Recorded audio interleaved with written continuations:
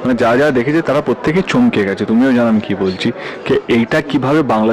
আপনি যদি ভাবেন শাকিব খানের রকস্টার নিয়ে আর কোনো কিছু বাকি নেই, তাহলে এই খবরটি শোনার পর আপনার ধারণা পুরোপুরি বদলে যাবে। হ্যাঁ দর্শক, রকস্টার সিনেমায় যুক্ত হয়েছে বলিউড ও দক্ষিণের জনপ্রিয় অভিনেত্রী তামান্না ভাটিয়া। কিন্তু এখানেই শেষ নয়, এই খবরটি শোনার পর অবাক হয়ে গেছেন ওপার বাংলার জনপ্রিয় সুপারস্টার দেব নিজেই। একটি সাক্ষাৎকারের মধ্যে দেব সরাসরি বলেন, শাকিব এটা কি সত্যি? আমার তো বিশ্বাসই করতে পারছি না, তোর সিনেমায় তামান্না ভাটিয়ার মতো এত বড় তারকা। এটা যদি সত্যি হয় তাহলে তোর রকস্টার হবে তোর ক্যারিয়ারে সবচেয়ে বড় টার্নিং পয়েন্ট। কথা ভুলতে গেলাম, ভুলতে গিয়ে তো ক্যা।